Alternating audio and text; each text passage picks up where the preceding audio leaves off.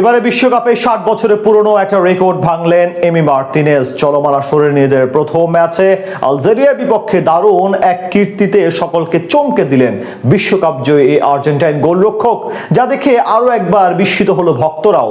কি সেই কীর্তি যা গড়ে আলোড়ন তৈরি করেছেন আর্জেন্টাইন এই বাজ পাখি, সে কথাই জানবো এই রিপোর্টে।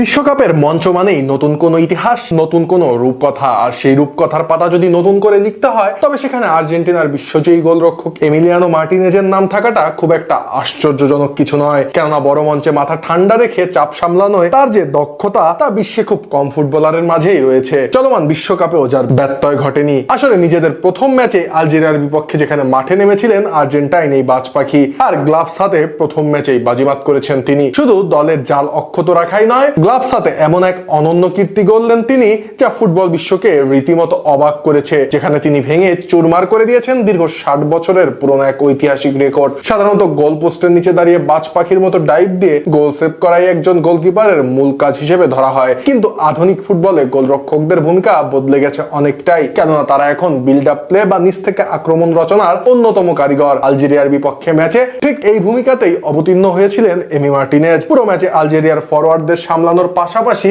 বল পায়ে আলোড়ন সৃষ্টি করেছেন তিনি। ম্যাচে অবিশ্বাস্যভাবে মোট 41টি পাস দিয়েছেন এমিলিয়ানো মার্টিনেজ। আর একজন গোলরক্ষকের পা থেকে এতগুলো পাস আসা সত্যিকার অর্থেই অভাবনীয়। শুধু পাস দেওয়াই নয়, সেখানে সফলতার হারও ছিল ঈর্ষণীয়। যেখানে 78% সফলতায় ম্যাচে মোট 32টি নির্ভুল পাস দেন এমি। আর পরিসংখ্যানের পাতা ঘেটে দেখা যায় যে 1966 বিশ্বকাপের পর বিশ্বমঞ্চে কোনো আর্জেন্টাইন গোলকিপারের পক্ষে এত বেশি পাস দেওয়ার রেকর্ড আর এটিও নেই। এর মাঝে 2014 সালের ব্রাজিল বিশ্বকাপে জার্মানির বিপক্ষে ফাইনালে 40টি পাস দিয়ে সে সময় রেকর্ড করেছিলেন তৎকালীন আর্জেন্টাইন গোলরক্ষক সার্জিও রোমেরো। এবার রোমেরোকে ছাড়িয়ে নিজেকে অনন্য এক উচ্চতায় নিয়ে গেলেন এমি। ম্যাচে এমির কীর্তিগাথা এখানেই শেষ নয়, কেননা আলজেরিয়ার হাই প্রেসিং ফুটবলকে বোকা বানাতে ম্যাচে একের পর এক লং বল বাড়িয়েছেন মার্টিনেজ। পুরো ম্যাচে মোট 18টি লং বল প্রডিউস করেন তিনি, যার মধ্যে 8টি লং বল সরাসরি খুঁজে নেয় সতীর্থ আর্জেন্টাইন ফুটবলারদের। ফলে দূরপাল্লার পাসে এমির অ্যাকুরেট লং বলের শতকরার হার ছিল 44%। আধুনিক ফুটবলের নিচ থেকে আক্রমণ গড়ে তোলার ক্ষেত্রে